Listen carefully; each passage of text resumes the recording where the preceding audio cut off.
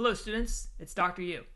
We're now in part 4 of the meetings video lecture series, where we're going to learn how to close meetings and also follow up to ensure that whatever we said we're going to do in our meetings actually happens.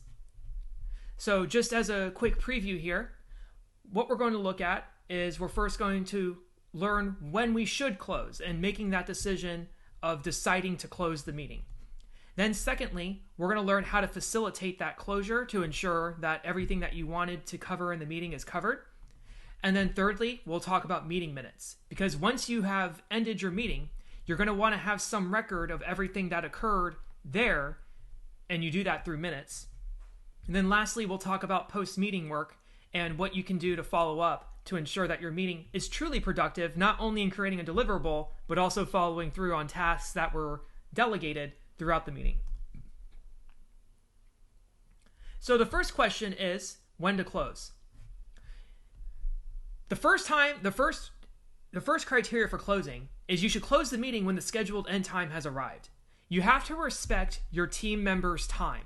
If you only said 3 to 4 o'clock and it's 3:40, if it's 3:57, then it's time to start closing the meeting. You don't really ever want to ask people to stay later than they planned, because number one, some people won't be able to stay because they will plan for something afterwards. But then number two, it creates a problem, because if some people leave, then you only have part of the required attendees, and then it's harder to make decisions that way because you don't know what the other people had thought who would have stayed. And then you don't want to have this reputation of always going over the amount of time that you say, because that always creates some uncertainty for your participants for future meetings. So if you still had some items on your agenda, but your scheduled end time is arriving, your best bet is just to schedule another meeting and to perhaps have another meeting where you can focus on those next items that you didn't get to. Or you can consider other formats. Perhaps you'll think about just doing an email, or maybe you'll do an online discussion, or maybe you'll do an email chain and you'll cover that item that way. Just consider other alternatives rather than just extending the meeting when you know that some people probably won't be able to stay. But secondly, you should also close the meeting if you lack resources to continue.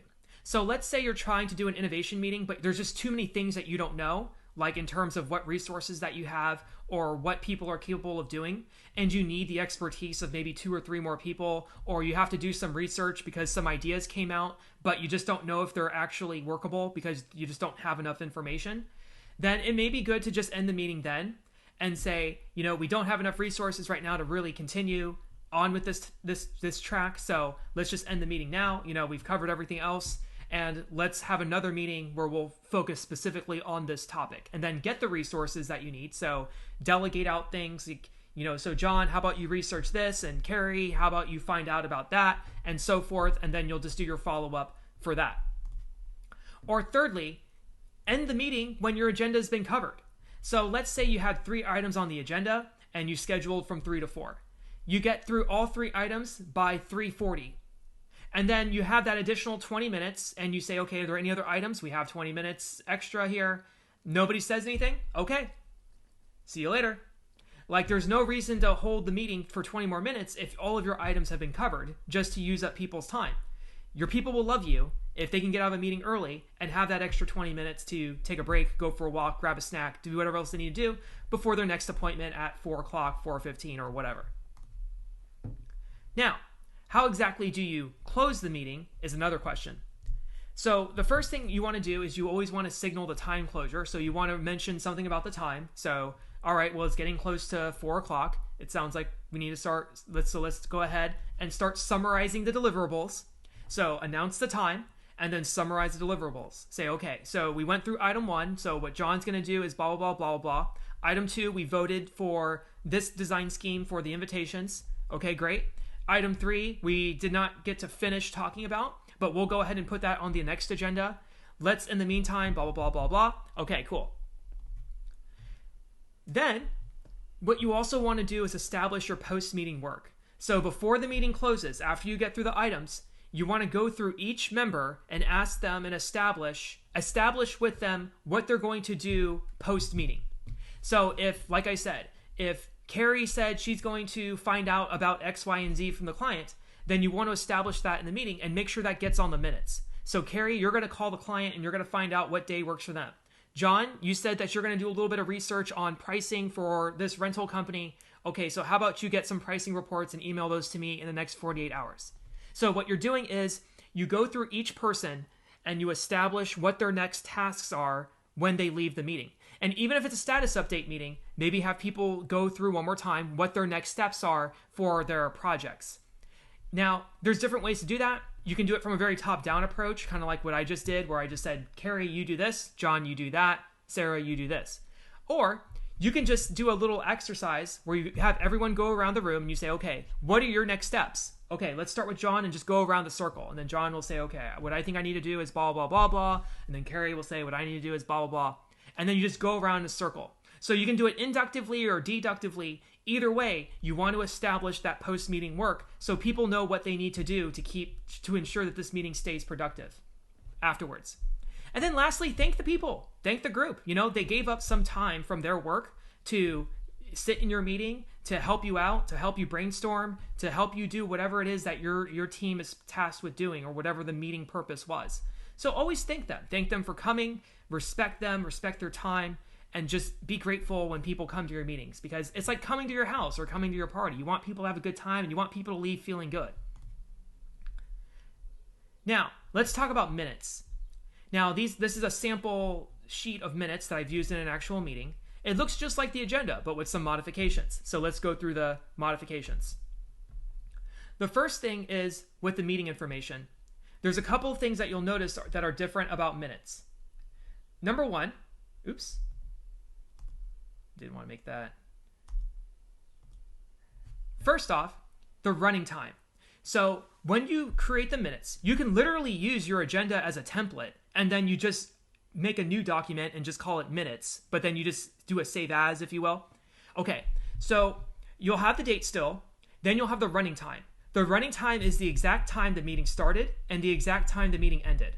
So you notice instead of 5 to 6, it says 5:01 to 6:02, because we literally started the meeting at 5:01 and we literally ended the meeting. Everyone left at 6:02.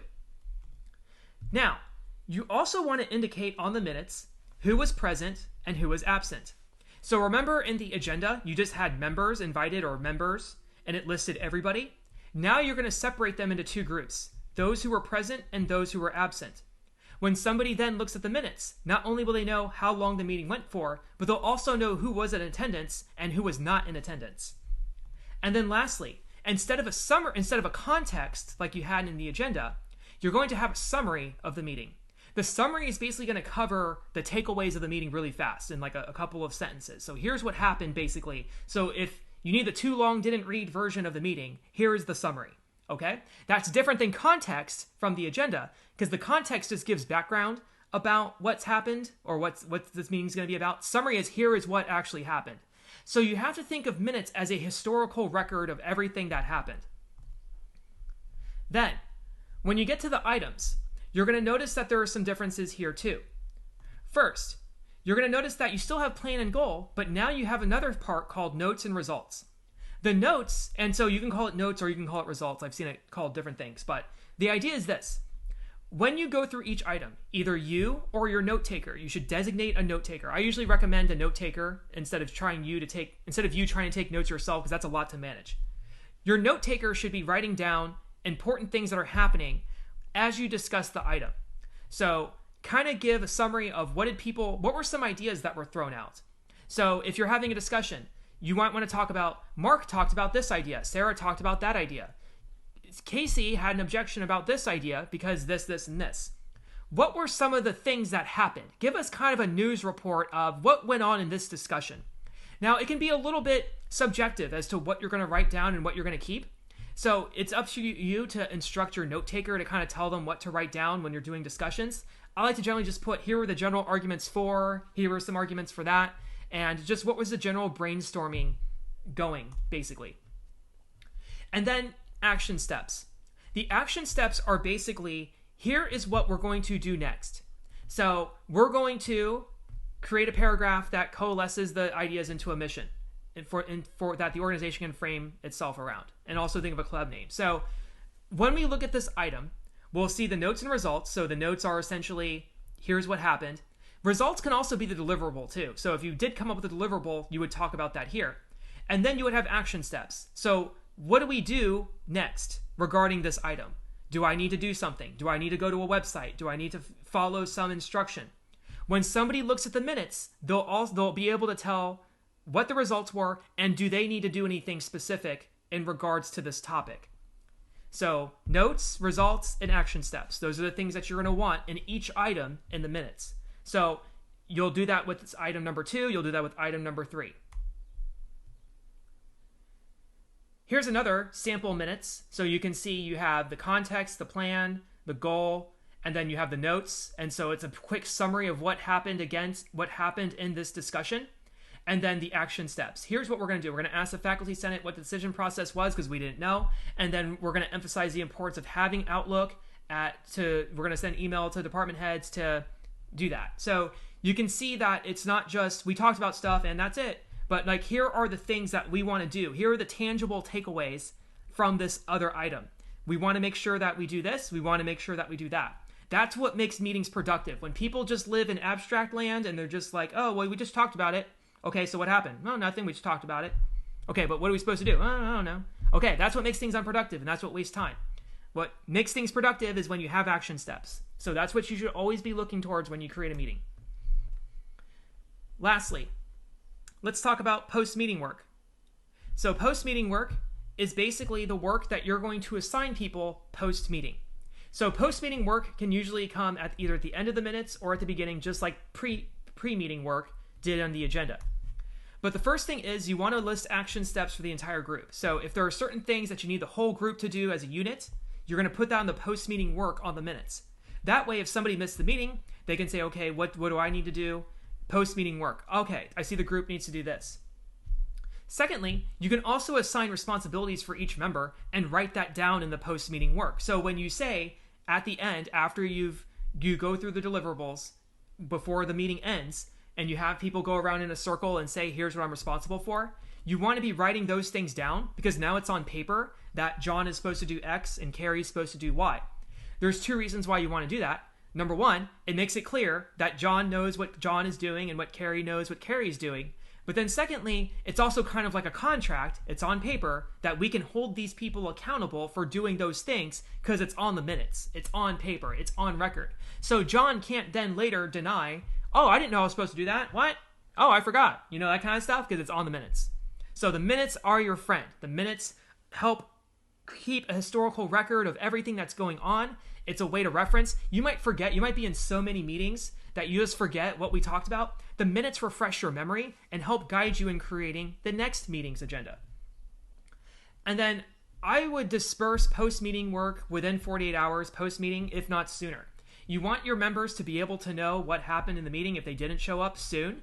And then you also want to be able to, whoever members did show up, you want to make sure that they know what their tasks are and that everybody knows what their tasks are as soon as possible so they can get to work on those tasks. And then lastly, you want to check on members. When you check on members, you can do follow-up emails and just say, hey, I sent out the minutes yesterday. I just want to make sure, how are things going with checking on the rental companies? But probably the most important thing you can do too for follow-up is to follow up on your own work. If you gave yourself post-meeting work, you should be doing your post-meeting work. And what you can do as a way to check on people without being too intrusive is once you've completed your post-meeting work, send everyone an email and give everyone a quick update on your post-meeting work. So you can say, so I did my part on post-meeting work and here's what I found. So just so you all know, this is that. How is your post-meeting work going? John, how is the rental thing going? Sarah, how's that going? So forth. And then that way you can use that as a prompt. And then that shows you take the meeting seriously because you're doing the work yourself and leaders set the example. Now, as a review then, we talked about deciding to close a meeting. When do you do that? Criteria for making that decision. Second, how to facilitate that close and to make sure that people know their deliverables and their takeaway. Third, we talked about meeting minutes. So you're going to, in my professional comm class, you'll be tasked with making an agenda that will be handed out before the meeting. And then you'll also be tasked with creating minutes that you'll post after the meeting. So that way we have a record of everything that happened that is written.